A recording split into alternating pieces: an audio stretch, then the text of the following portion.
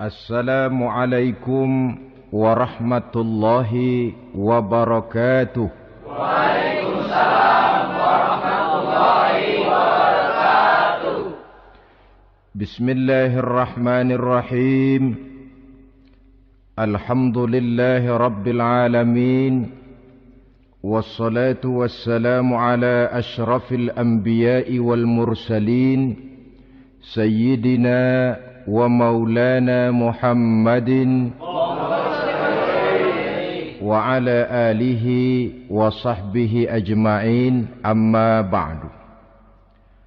Saudara-saudara hadirin, ma'asyiral muslimin rahimakumullah.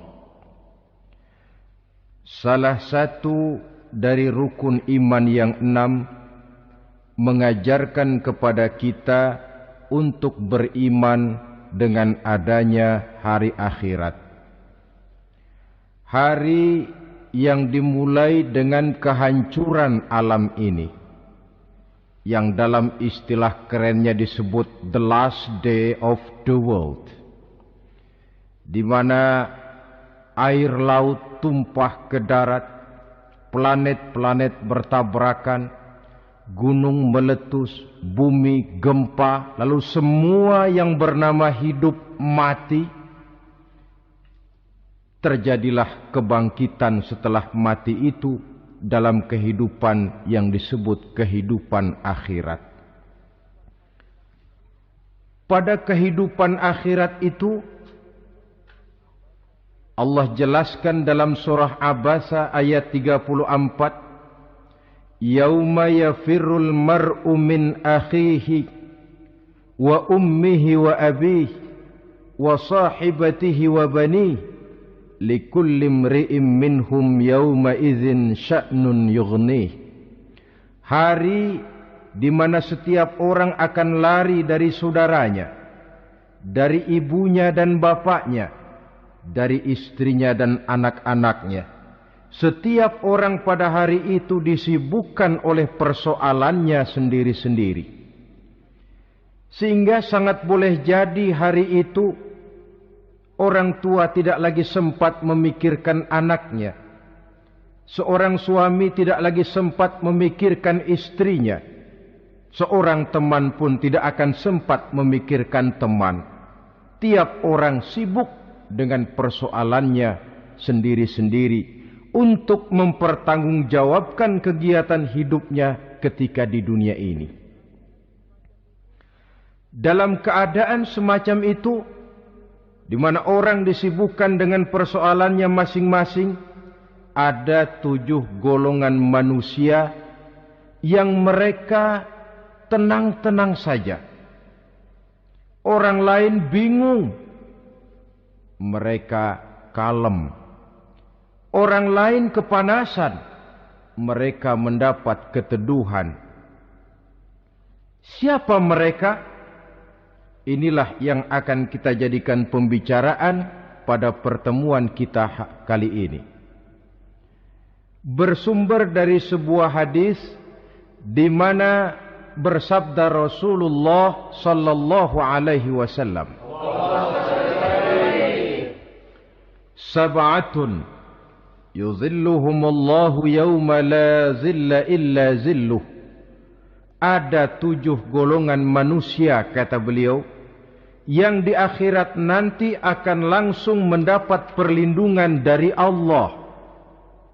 Padahal hari itu tidak ada lagi perlindungan selain perlindungan Allah. Sehingga lantaran Allah langsung yang melindungi mereka, maka mereka tidak merasakan lagi kepanasan akhirat. Mereka tidak lagi merasakan kebingungan. Mereka tidak lagi disibukkan oleh persoalan, lantaran mereka langsung dilindungi oleh Allah subhanahu wa ta'ala. Siapa gerangan yang 7 orang ini? Marilah kita lihat satu persatu dengan harapan mudah-mudahan kita termasuk salah satu di dalamnya. Amin ya rabbal alamin. Manusia pertama yang langsung mendapat perlindungan dari Allah, kata Nabi, imamun adil. Pemimpin yang adil. siapa sih pemimpin itu dan apa artinya adil? Saudara hadirin, secara umum yang dinamakan adil ialah at-tawassut bainal amraini. Orang yang pandai mengambil sikap jalan tengah dari dua persoalan yang dihadapinya. Biasanya tidak berat ke kiri, juga tidak berat ke kanan. Itu yang disebut adil. Orang yang tidak hanya sekedar bisa menuntut kewajiban dari seseorang, tapi juga bisa memberikan hak kepada orang itu juga disebut adil. Lalu pemimpin itu siapa? Setiap kita adalah pemimpin. Yang besar kecilnya kepemimpinan kita bergantung kepada apa yang kita pimpin. Dan sudah barang tentu bahwa setiap pemimpin akan dimintakan pertanggungan jawab dari apa yang dipimpinnya. Seorang pemimpin yang adil, dia menaungi orang-orang yang dipimpinnya dalam kehidupan di dunia ini. Pantas kalau di akhirat nanti Allah langsung menaungi mereka. Oleh karena itu, pemimpin merupakan suatu amanah. Jabatan di samping dia merupakan amanah juga merupakan nikmat. Dan nikmat itu akan bergantung kepada pandai atau tidak kita mensyukurinya. Beberapa contoh dalam sejarah bisa kita lihat. Seorang bernama Umar bin Abdul Aziz. Pada saat beliau secara aklamasi dipilih menjadi pemimpin, menjadi presiden, ucapan yang pertama keluar dari mulutnya, inna lillahi wa inna ilaihi raji'un. Coba bayangkan ini. Dipilih jadi pemimpin, diangkat jadi presiden, bukan alhamdulillah, malah inna lillahi wa inna ilaihi raji'un. Kenapa? Dia anggap jabatan itu adalah amanah. Menyia-nyiakan amanah berarti khianat, dan khianat ini adalah dosa besar. Pantaslah kalau Allah Subhanahu wa taala memperingatkan, nikmat bisa saja berubah menjadi azab kalau kita tidak pandai mensyukurinya. La in syakartum la azidannakum wa la in kafartum inna azabi lasyadid. Kalau kamu pandai bersyukur, aku tambah nikmatku. Tapi kalau kamu tidak pandai bersyukur, kamu ingkar, kamu lupakan nikmat Allah, awas, azabku amat pedih, kata Allah. Jadi berdasarkan logika dari ayat ini bisa kita katakan, orang kaya, ada orang kaya enggak di sini? Banyak. Ada orang kaya enggak? Banyak. Yang kaya tolong dengerin. Orang kaya itu bisa masuk surga karena hartanya. Pun orang kaya banyak yang masuk neraka juga gara-gara hartanya. Tergantung syukur apa tidak syukur. Orang alim, ada yang alim di sini? Ada. Tolong dengerin orang alim, yang ustadz, yang kiai. Orang alim bisa saja masuk surga karena ilmunya. Dan orang alim pun bisa masuk neraka karena ilmunya. Pejabat, ada pejabat? Banyak. Pejabat itu bisa masuk surga karena jabatannya. Pun pejabat itu bisa masuk neraka karena jabatannya. Bergantung syukur apa tidak. Kalau ada orang kaya, hartanya didapat dari jalan yang halal, berusaha menurut yang disyariatkan oleh Allah. Lalu hartanya itu tidak cuma untuk ditumpuk 7 turunan, namun juga berfungsi sosial. Dia bantu pembangunan masjid, dia makmurkan majelis taklim, dia santuni yatim piatu. Orang kaya macam itu dengan hartanya, insya Allah bisa sampai ke surga. Tapi kalau ada orang kaya, hartanya didapat dari segala macam cara, asal harta tercapai segala cara halal. perlu jilat atas, perlu injak bawah, perlu sikut kiri kanan. Setelah dapat harta lalu pelitnya 17 setan. Tidak mau zakat, infak, apatah lagi sodako. Orang kaya macam itu dengan hartanya bisa masuk neraka. Na'udzubillah min. Ada orang alim. Dengan ilmunya dia bimbing umat. Dia katakan yang halal itu halal, yang haram itu haram. Dia katakan yang hak itu adalah hak, yang batil adalah batil. Dia tidak peduli apapun resikonya. Orang alim semacam itu dengan ilmunya bisa sampai ke surga. Tapi kalau ada orang alim, dengan ilmunya dia malah membodoh-bodohi orang yang memang sudah bodoh. Yang halal dibilang haram, yang haram dibikin remeng-remeng. Menjadi penjilat kesana kemari. Orang alim semacam itu bisa masuk neraka karena ilmunya. Begitu juga pejabat, pemimpin. Kalau dengan jabatannya sebagai pemimpin dia berlaku adil, menaungi rakyatnya. Orang besar salah dihukum, orang kecil salah juga dihukum. Tidak hanya pandai menuntut kewajiban tapi juga pandai memberikan hak. Pemimpin yang adil semacam ini mensyukuri nikmatnya jabatannya. Dia bisa sampai ke surga karena jabatannya. Tapi kalau dengan jabatannya dia berlaku sewenang-wenang, yang besar salah didiamkan, yang kecil salah segera ditegakkan hukum, hanya pandai menuntut kewajiban dari rakyatnya tapi tidak pandai memberikan hak, maka pemimpin semacam ini lantaran tidak pandai mensyukuri nikmat, bisa saja nikmat itu berubah menjadi azab. Oleh karena itu saudara-saudara, pemimpin menaungi rakyat. Pantas kalau di akhirat nanti Allah langsung menaungi beliau. Siapa pemimpin? Tiap kita. Bapak pemimpin di rumah tangganya, ibu pemimpin bagi anak-anaknya, Pak Lurah memimpin di kelurahannya, Pak Camat memimpin di kecamatannya, pemuda pemimpin bagi dirinya sendiri, akan dimintakan pertanggungan jawab. Kalian para remaja yang hadir di sini memimpin dirimu sendiri. Kau akan ditanya, tanganmu kau lebih banyak gunakan buat apa? Kakimu lebih banyak kau bawa jalan kemana? Lidahmu lebih banyak membicarakan apa?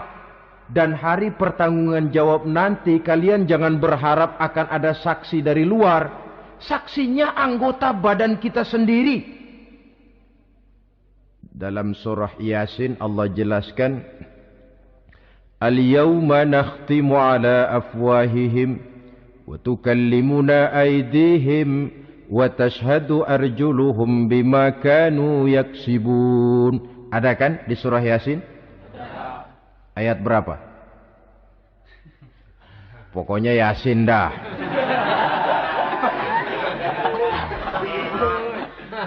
Daripada repot-repot, pokoknya Yasin. Gitu aja biar urusan lancar.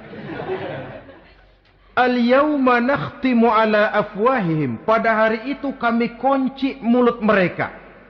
Jadi tidak pandai lagi mulut ini bicara. Wa tukallimuna aydihim. Tangan-tangan mereka yang akan bicara kepada kami. Wa tashhadu arjuluhum. Kaki mereka akan memberikan kesaksian. Bima kanu yaksibun. Terhadap apa saja yang telah pernah mereka lakukan dalam kehidupan di dunia ini. Hari pertanggungan jawab. Oleh karena itu kalau kita memimpin diri sendiri, berlakulah adil kepada diri sendiri. Nah, lalu masalahnya memang kita mesti adil kepada siapa saja sih? Ada 3 hal pokok yang kita harus berlaku adil. Pertama, adil kepada Allah. Yang kedua, adil kepada sesama makhluk. Dan yang ketiga, adil kepada diri sendiri. Adil kepada Allah artinya apa?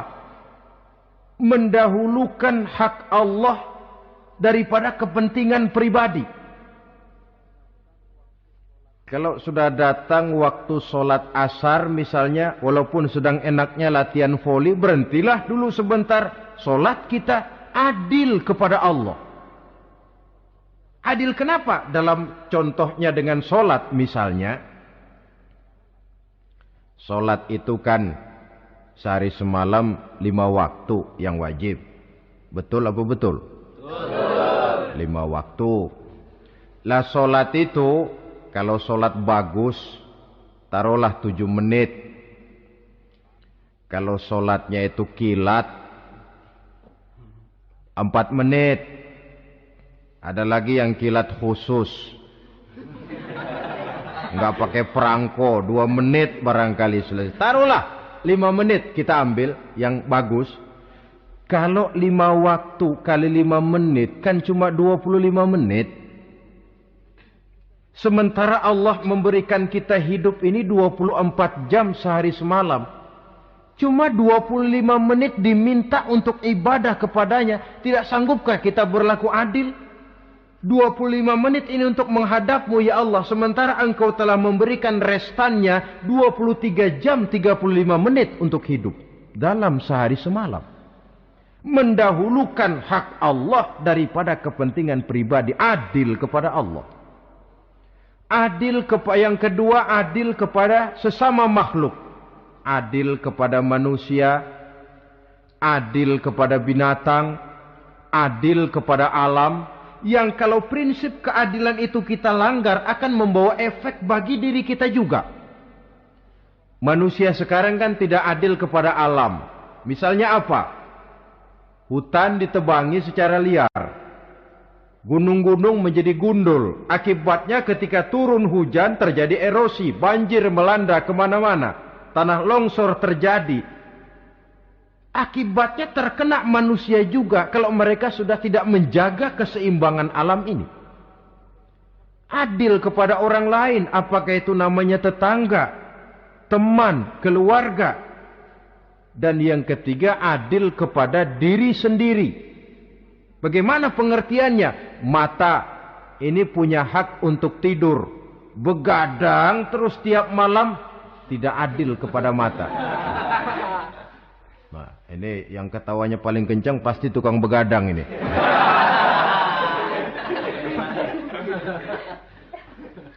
Perut ini punya hak untuk tidur. Puasa saja siang malam mengurangi hak perut. Adil kepada diri sendiri. Untuk kehidupan yang akan datang di akhirat, pasti akan kita temui. Kita yakini keberadaannya. Yang oleh karena itu, kalau kebetulan kita ini adalah pemimpin, sekurang-kurangnya pemimpin bagi diri sendiri, marilah kita berusaha menjadi pemimpin yang adil. Supaya nanti di akhirat, Allah Subhanahu wa ta'ala memberikan perlindungan langsung kepada kita. Amin. Ya Rabbal Alamin. Ini yang pertama. Lalu yang kedua, orang yang akan langsung mendapat perlindungan dari Allah, syab nasha'a fi ibadatillah. Orang muda yang tekun beribadah kepada Allah. Anak muda yang rajin ibadah. Kenapa kok Nabi bilang anak muda, bukan orang tua? Apa orang tua yang rajin ibadah Allah enggak senang? Tentu Allah senang. Cuma Allah lebih senang lagi kalau ada anak muda yang rajin ibadah. Sebab apa? Kondisi psikologis. Kalau ada orang tua rajin ibadah, itu mah pantas. Emang udah waktunya. Ada orang sembayangnya rajin, masuk masjid, masuk maghrib, keluar isya, malam tahajud, tahlilnya mantap. Umurnya berapa? 70. Enggak istimewa. Itu memang sudah mestinya. Lagian kalau sudah 70 masih bandel aja, kapan mau taubat? Tapi kalau ada anak muda, darahnya masih mengalir dengan panas, dia masih berusaha mencari bentuk-bentuk kepribadian dalam dirinya, dia masih muda terpengaruh oleh lingkungan, tapi dia sanggup memblokir itu, disalurkannya di jalan Allah, dia tekun beribadah. Allah cinta betul pemuda semacam itu. Sehingga nanti di akhirat mereka langsung mendapat perlindungan dari Allah Subhanahu wa ta'ala. Selalu pembangunan yang mengarah kepada modernisasi diikuti dengan proses pergeseran nilai. Dalam kondisi semacam ini, kehidupan remaja pemuda yang masih mencari identitas dan pembentukan kepribadiannya mudah terpengaruh oleh hal-hal yang ada di sekelilingnya. Sehingga sangat boleh jadi apa yang dianggap orang dulu tabu lalu dianggap biasa. Yang aneh-aneh malah dijadikan model. Yang dilarang malah nekat diterjang. Di mana norma dan kaedah-kaedah moral tidak lagi mendapat perhatian yang wajar. Dalam kondisi semacam ini terjadilah proses peluncuran moral. Dan hampir di mana-mana kehancuran suatu bangsa dimulai dengan kehancuran moral daripada generasi mudanya. Oleh karena itu pemuda yang tekun ibadah ini sangat positif dampaknya dalam kerangka pembangunan umat. Pak, ibadah itu apa sih? Kalau jadi pemuda yang tekun ibadah, apa kemana-mana mesti bawa tasbih? Mungkin. Apa mesti pakai peci terus? Boleh jadi. Apa kemana-mana mesti pakai kain sarung? Ya tidak juga. Ibadah kan artiannya luas. Segala perbuatan yang diperintah dan karenanya bertujuan mencapai ridho Allah, itu bernama ibadah. Kalian remaja berangkat menuntut ilmu, pergi pagi pulang siang, membekali diri menuntut ilmu, itu ibadah. Kalian pulang ke rumah, ibu bapak memerintah, taat kepada orang tua, ibadah. Membersihkan lingkungan, ibadah. Bahkan jaga di waktu malam pun, kalau untuk dengan niat, bismillah, saya jaga malam ini untuk ketenangan rakyat, supaya mereka tekun dan tenang melaksanakan ibadah, itu tercatat sebagai amal soleh yang bernilai ibadah. Jadi tidak cuma sekedar sujud, tidak cuma sekedar baca Quran. Seluruh aspek kehidupan manusia yang diperintah Allah dan yang bertujuan mencari ridho Allah, itu bernilai ibadah. Pemuda yang tekun melaksanakan ibadah kepada Allah. Apalagi terutama adik-adik remaja yang hadir pada kesempatan ini, masa muda itu masa yang paling indah memang. Sampai orang Kulon bilang, there is not delightful memorize. Iya, barat itu kan Kulon. Saya lebih senang pakai orang Kulon saja. There is not delightful memorize and then the youth moment. Bahwa tidak ada masa yang lebih indah selain masa muda. Tapi masa muda yang katanya indah itu sebentar. Sebentar sekali. Kalau kita tidak pandai memanfaatkannya dengan sebaik-baiknya, boleh jadi dia akan hilang tanpa sesuatu yang ada artinya buat hari depan. Dan hari depan itu sebagian besar ditentukan oleh masa muda sekarang ini. Karena itu kepada yang muda saya berpesan, pergunakanlah masa muda itu dalam ketekunan beribadah kepada Allah. Ibadah dalam artian yang seluas-luasnya. Jangan seperti pepatah orang itu. Kelapa muda katanya kupas-kupasin, kelapa tua tinggal batoknya. Selagi muda puas-puasin, udah tua tinggal bongkoknya. Iyalah, kalau dipuas-puasin dalam arti yang positif, boleh. Mumpung masih muda, puas-puasin nuntut ilmu. Mumpung masih muda, puas-puasin ibadah. Mumpung masih muda, puas-puasin berbakti kepada kedua orang tua. Puas-puasin dalam artian yang positif tentu saja bagus.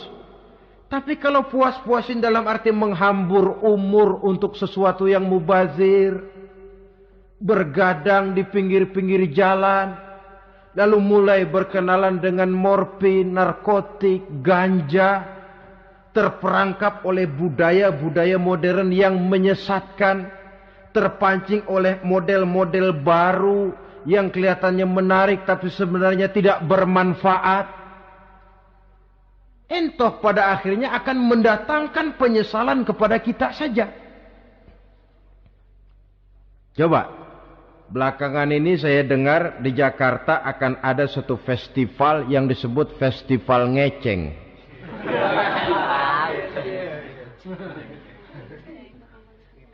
Ngeceng ini kalau bahasa gampangnya nampang. Jadi itu biasanya muda-mudi diri di pinggir-pinggir jalan, pakai kacamata hitam, pakaian warna-warni, rambut dicat sedemikian rupa supaya menarik perhatian. Mereka diri di pinggir-pinggir jalan, nampang, istilah ngepopnya ngeceng katanya.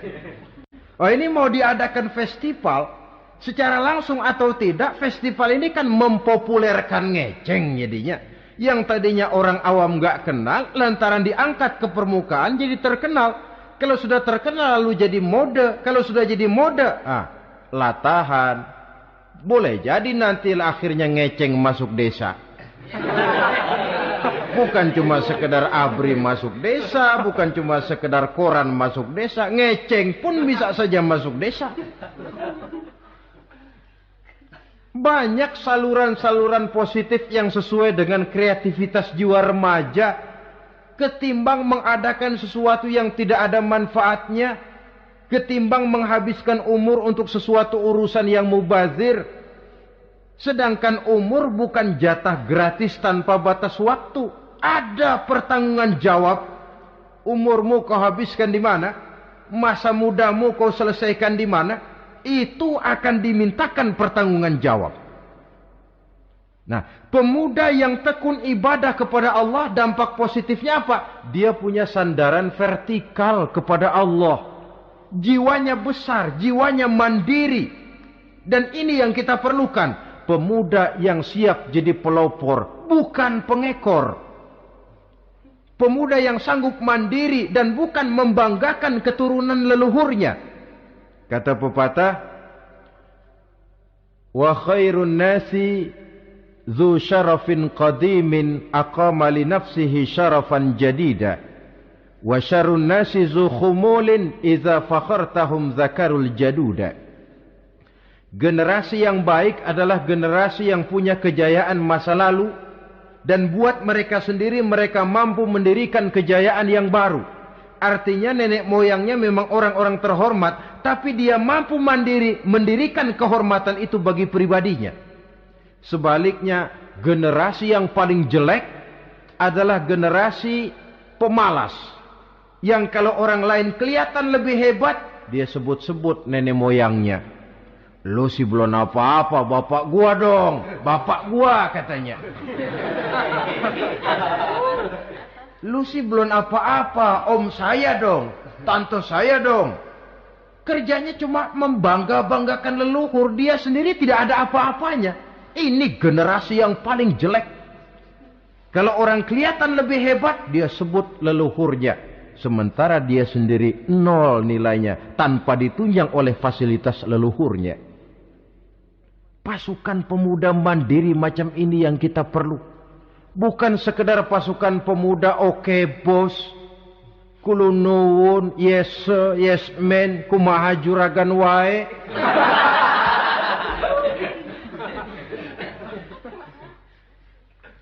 Dan terus terang kita miskin dengan pemuda yang mandiri, yang punya kepribadian, yang berani berkata ya terhadap yang benar dan berani berkata tidak terhadap yang tidak benar.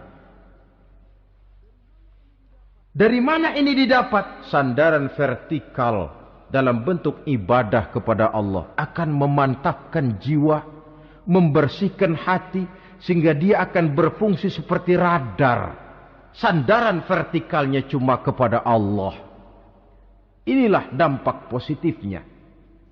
Karena itu, tentu saja kita berharap sekurang-kurangnya pemuda-pemudi yang hadir pada kesempatan ini, menjadilah pemuda-pemudi yang tekun beribadah kepada Allah. Amin. Amin.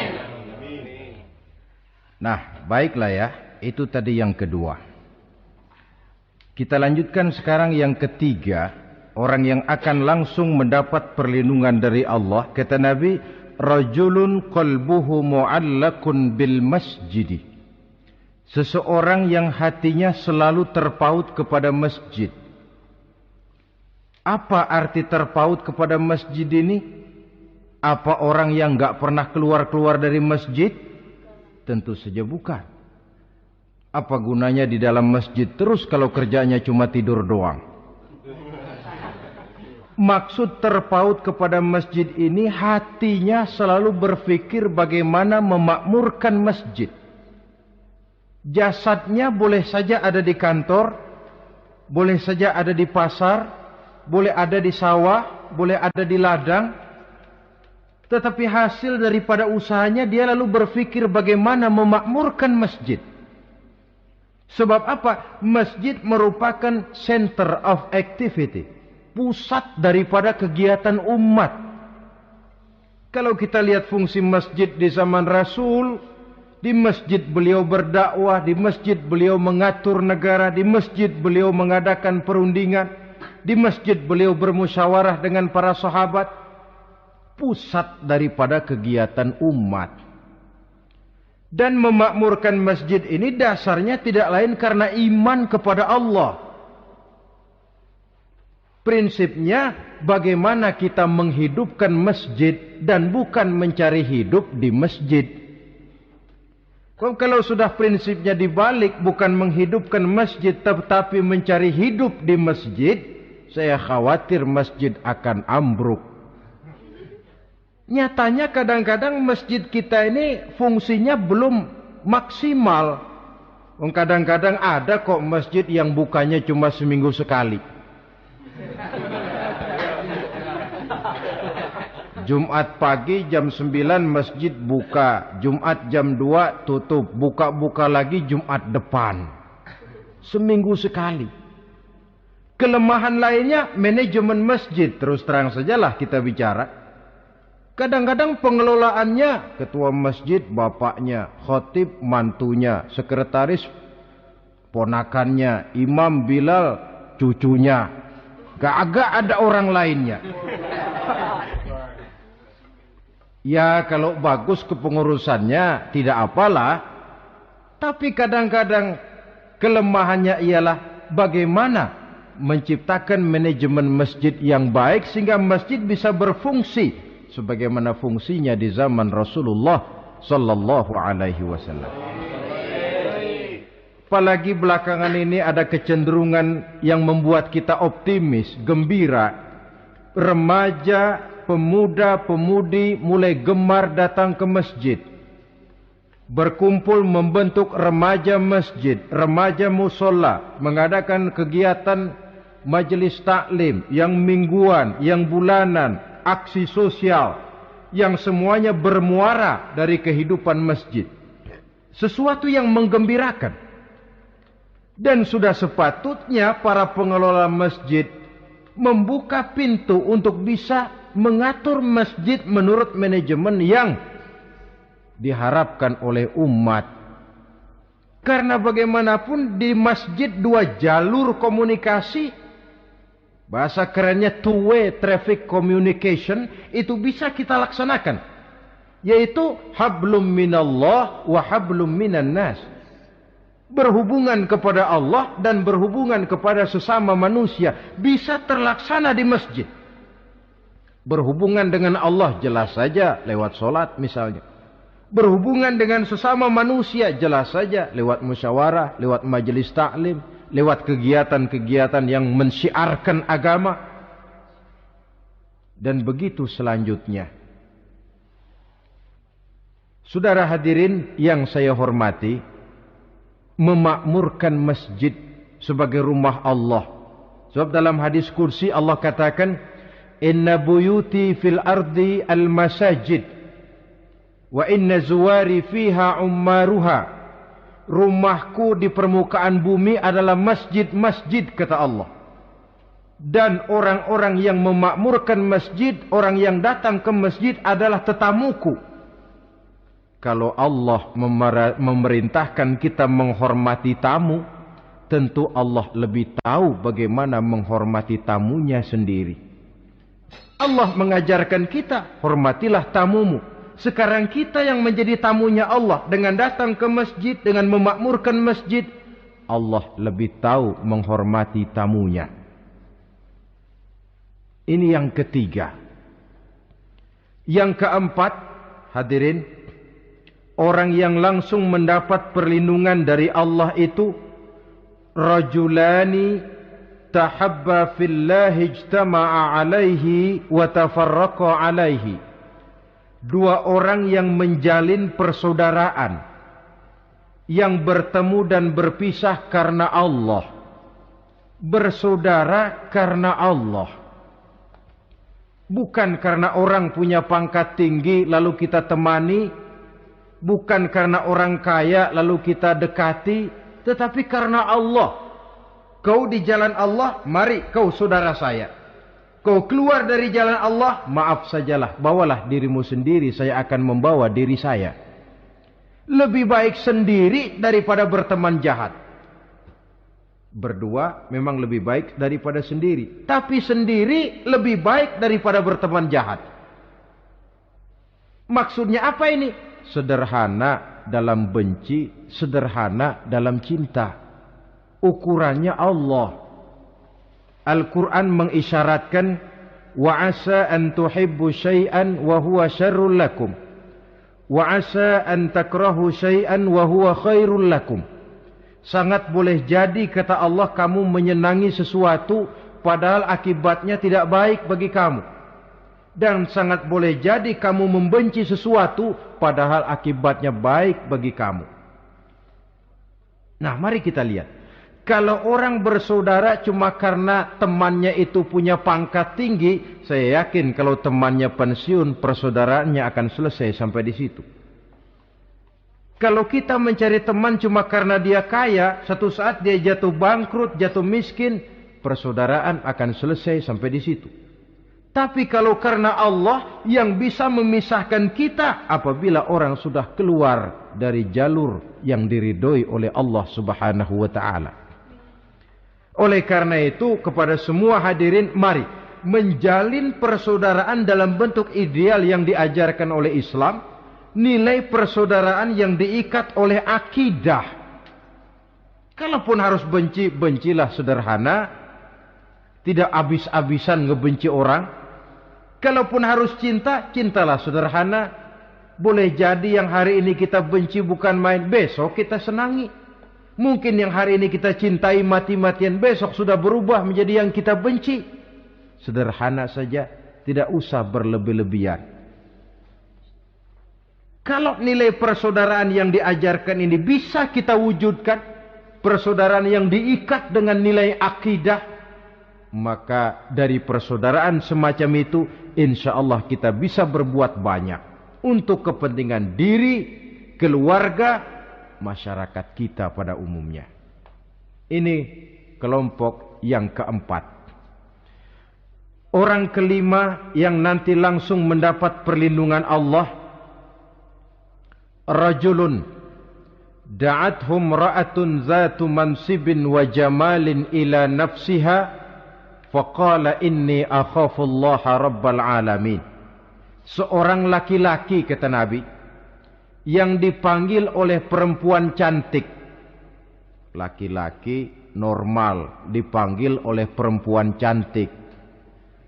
Untuk apa? Diajak melakukan perbuatan yang negatif. Tidak ada orang yang tahu. Tempatnya sepi. Apa yang terjadi? Orang ini berkata, inni akhafullaha rabbal alamin.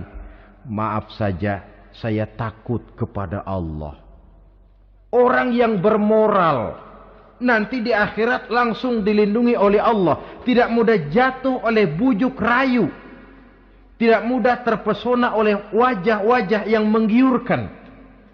Seperti dalam sejarah yang terkenal itu Nabi Yusuf alaihi salam. Kenal kan Nabi Yusuf? Nabi Yusuf itu bekerja di istana Kitfir. Kitfir ini punya istri namanya Zulaikha. Orangnya cantik. Diam-diam Zulaikha ini rupanya naksir sama Yusuf. Satu hari suaminya tidak ada di rumah, pintu dikunci-kunciin. Setelah pintu semua terkunci, dia panggil Nabi Yusuf, "Hai Talak, Yusuf, sini." Kata Yusuf, "Mau ngapain?" "Pokoknya sini." "Iya, mau ngapain?" "Iya, kayak orang-orang, ngapain sih?"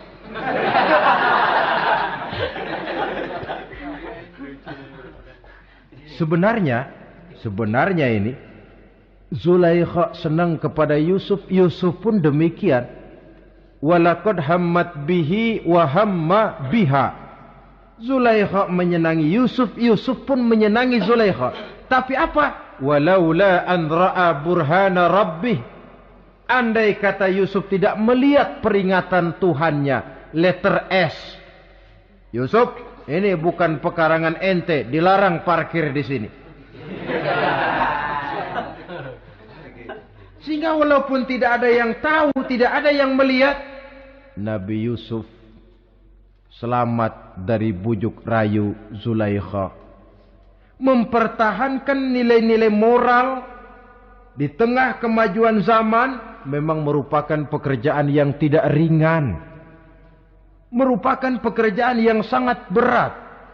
Akan ada saja cobaan, akan ada saja gangguan yang kita temui di sepanjang perjalanan hidup ini. Tapi sebaliknya, kalau orang sudah tidak lagi menjunjung moral yang tinggi, lalu hidup menurut selera sendiri-sendiri, ya kita lihatlah lahirnya kebudayaan kumpul kebo yang diawali dengan free sex yang mengarah kepada Samenleving alias hidup bersama tanpa nikah. Memang sebabnya boleh jadi macam-macam. Mungkin karena broken home, nggak merasa diperhatikan di rumah, ibu bapak sibuk, lalu anak mencari kesibukan sendiri. Mungkin karena tekanan ekonomi dalam kehidupan miskin, lalu ada yang menawarkan kerjaan, tidak taunya malah dilemparkan ke lembah hitam. Mungkin juga karena pengaruh pergaulan dari lingkungan baik-baik lalu berteman dengan yang tidak baik, hanyut di telan arus pergaulan.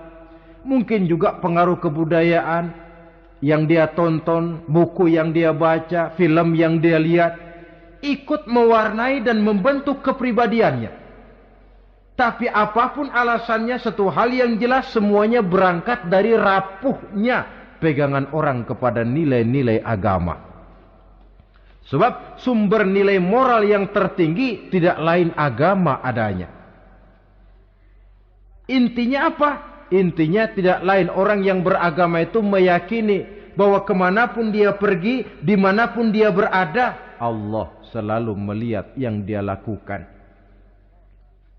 An ta'budallaha ka'annaka tarahu fa illam takun tarahu fa innahu yaraka. Begitu yang kita pelajari dalam ihsan. Engkau beribadah kepada Allah seolah-olah kau lihat Allah. Kalaupun Allah tidak kau lihat, yakinlah Allah melihatmu. Jadi kalau saya sendiri, yang kedua itu Allah. Dibujuk rayu oleh cewek cakep, "Ayo dah bang, gak ada orang, kita cuma berdua." Dia bilang, "Enggak, kita gak berdua, bertiga." "Berdua bang, bertiga. Yang ketiga siapa?" "Lu, gue, Allah, tiga."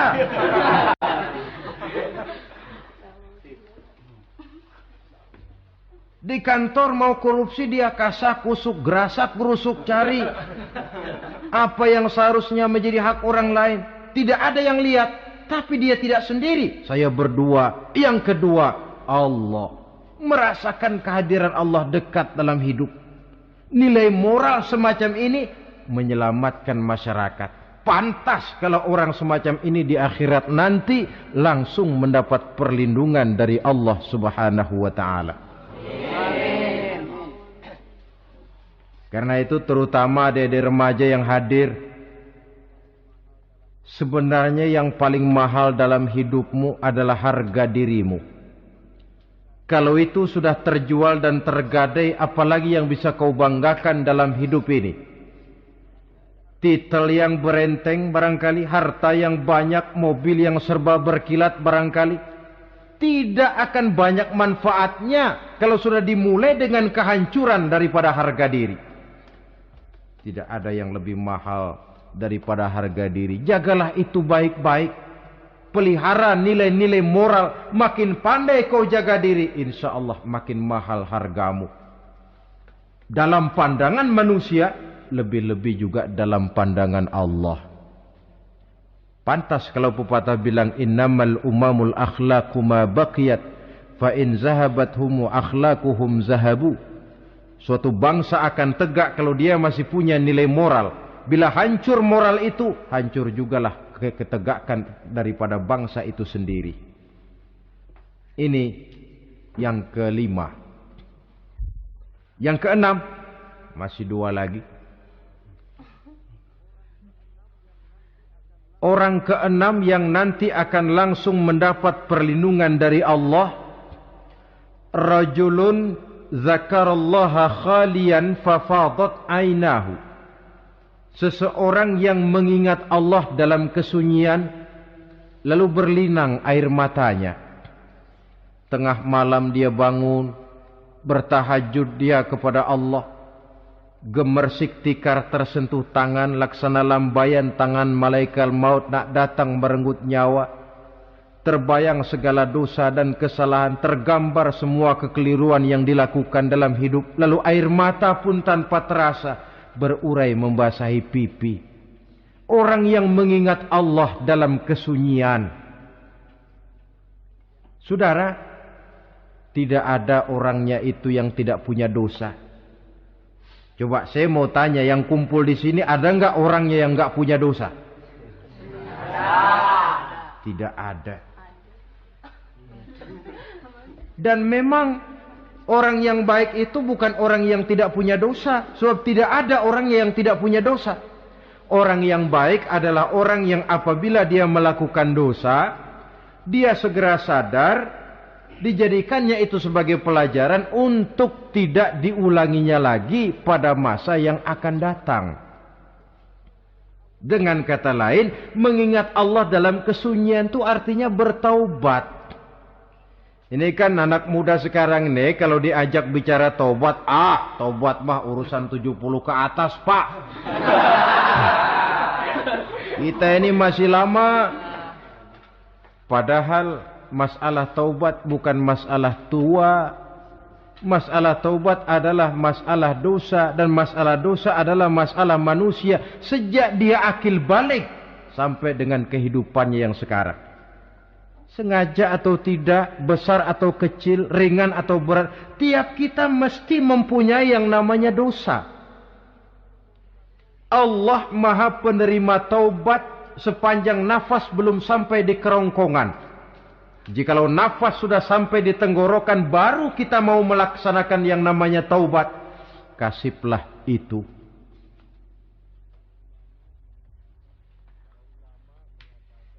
Para ulama mengatakan, la saghair ma'al istimrar wala kabair ma'al istighfar.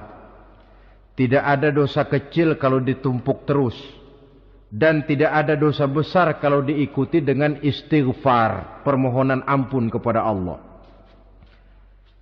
Jadi jangan menganggap ini dosa kecil, ini dosa kecil, ditumpuk-tumpuk lah jadi gede juga.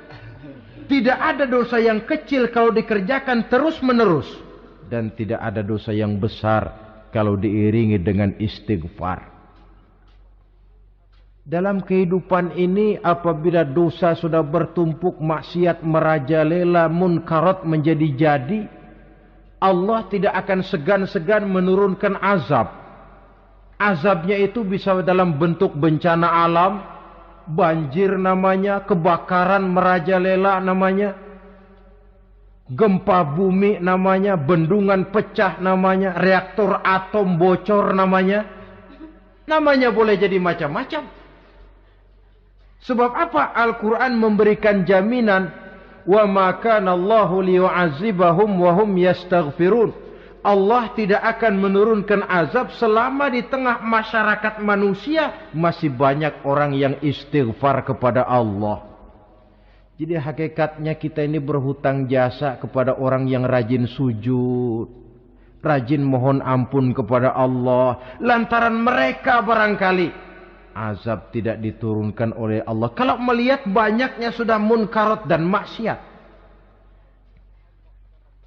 Mengingat Allah dalam kesunyian, tengah malam, waktu yang mustajabah, terutama sepertiga malam yang akhir, situasinya lain. Gak percaya boleh coba lah, nyoba kan gak bayar. Coba kalian bangun tengah malam, tahajud, kalian akan menemukan satu suasana yang lain daripada misalnya kalau kalian sembahyang zuhur tengah hari panas terik di tengah banyak orang. Hati bergetar. Segala kekeliruan yang pernah kita kerjakan lalu terbayang, dan air mata tanpa terasa, tanpa diundang bahkan berurai membasahi pipi. Ya Allah, alangkah nikmatnya suasana macam itu. Menciptakan perasaan dekat dengan Allah. Terwujud kedamaian batin, dan ini yang banyak dicari orang sekarang. Yang kadang-kadang karena terlalu ingin mencari kedamaian lalu keliru jalan. Yang bertapa di gua-gua katanya nyepi dari kehidupan manusia. Memencilkan diri dengan cara-cara yang mereka atur sendiri. Tidak macam itu. Quran punya resep. Ala inna bidzikrillahi tatmainnul qulub. Ketahuilah dengan banyak mengingat Allah, hati menjadi tenang, jiwa menjadi lapang, pikiran menjadi damai. Ini resep Islam untuk mencapai ketenangan jiwa. Mengingat Allah dalam kesunyian. Saudara hadirin yang saya hormati, ini aspek daripada ibadah. Jadi dengan kata lain, masalah mengingat Allah dalam kesunyian, mengingat dosa, bukan urusan orang tua, tapi masalah manusia. Siapapun adanya, sejak dia akil balik, mesti entah kecil besar, entah sedikit entah banyak, ada kesalahan yang dilakukannya. Karena itu, kalau kita masih diberikan kesempatan untuk hidup, artinya Allah masih memberikan kesempatan kepada kita untuk memperbaiki diri. Nanti kalau sudah sangkakala ditiup, alam hancur seperti yang saya jelaskan di awal tadi, sudah tidak sempat lagi, yang tinggal menyesal. Ada yang meratap lalu berkata, ya laitani kuntu turaba. Dalam Quran, aduh andai kata kita bisa balik jadi tanah aja dah dulunya, jangan jadi orang. Kalau dulu kita tetap jadi tanah mah nggak tanggung jawab apa-apa. Dijadiin orang sekarang mesti tanggung jawab. Bagaimana ini? Bingung. Ada yang berkata, ma aghna anni maliyah halka anni sultaniyah. Ternyata harta yang saya bangga-banggakan tidak bawa manfaat hari ini. Ternyata jabatan yang pernah saya duduki malah merusak saya hari ini. Tinggal lagi penyesalan karena kelalaian memanfaatkan waktu hidup dalam kehidupan di dunia ini. Karena itu pandai-pandailah membagi orientasi. Ada saatnya kita sibuk tenggelam dalam berbagai urusan dunia, lain saat tenggelam dalam kefanaan dan kesunyian, membekali diri untuk kehidupan akhirat nanti. Sebentar meninggalkan dunia, rekes kepada Allah, mi'raj, naik menghadap Allah. Supaya terwujud keseimbangan untuk mencapai fid dunya hasanah wa fil akhirati hasanah. Kebahagiaan dan kebaikan di dunia maupun di akhirat nanti. Inilah golongan yang keenam. Orang yang langsung mendapat perlindungan Allah, yang mengingat Allah dalam kesunyian. Yang ketujuh, yang terakhir, orang yang langsung mendapat perlindungan dari Allah di akhirat nanti, rajulun tasaddaqa bi sadaqatin fa akhfaha hatta la ta'lama shimaluhu ma tunfiqu yaminuhu. Seseorang yang bersedekah lalu dia ikhlas dengan sedekahnya sehingga tangan kirinya tidak tahu apa yang diberikan oleh tangan kanannya. Orang yang pemurah, orang yang menyadari bahwa apapun yang dia punya dalam hidup ini cuma sekedar titipan. Fungsinya lalu seperti keran, menyimpan air tapi untuk disalurkan lagi kepada orang yang memang memerlukannya. Alangkah nikmatnya kalau Allah memberikan kepercayaan kepada kita untuk menjadi penyalur, distributor rezeki. Kalau kita ingat kemari, berpikir ke sini, kita tidak akan sayang lagi.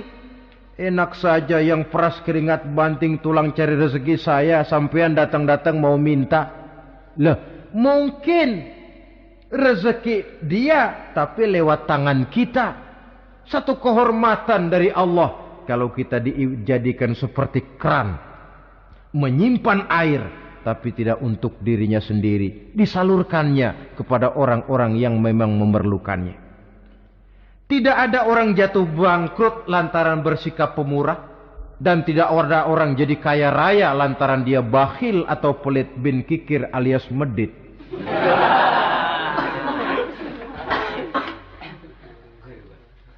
Dalam kitab Riyadhus Shalihin kita baca tiap pagi ke alam ini turun 2 malaikat. Cuma kita nggak tahu.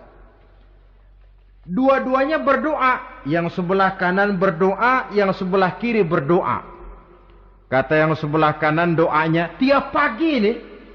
Kata yang malaikat yang satu dia berdoa, Allahumma a'ti munfiqan khalafa. Ya Allah, kepada orang-orang yang suka infak, kepada orang-orang yang suka memberi, kepada orang-orang yang pemurah, gantilah mereka dengan yang lebih baik dari apa yang telah mereka berikan. Lalu malaikat yang satu berdoa, Allahumma a'ti mumsikan talafa. Ya Allah, kepada orang-orang yang mumsik, bakhil, kikir, berilah mereka kerusakan dan kebinasaan di dalam harta mereka. Maka lihat sajalah, orang kaya tapi pelit, ada saja jalan yang kira-kira duitnya bakalan jadi keluar dan gak ada pahalanya. Apa kena musibah lalu berobat sekian juta, apa kemalingan, apa ditipu orang, ada saja cara duitnya keluar yang gak ada pahalanya. Inilah prinsipnya. Allah mencintai orang pemurah. Dalam hadis kursi, uhibbu ahlas sakha wa hubbi lil faqiri syakhi asyad. Aku cinta kepada orang yang pemurah, tapi aku lebih cinta kepada orang miskin yang pemurah. Orang kaya pemurah Allah cinta, orang miskin pemurah Allah lebih cinta. Kenapa? Nilainya lain. Orang kaya sedekah 500, orang miskin sedekah 500, sama 500-nya, tapi saya yakin pahalanya lebih besar buat si miskin. Kenapa? Buat orang kaya 500 apa artinya? Sekelebatan. Buat si miskin 500 dia mesti peras keringat banting tulang. Tapi dia berani memberi seperti beraninya orang kaya. Nilai ini yang dilihat oleh Allah.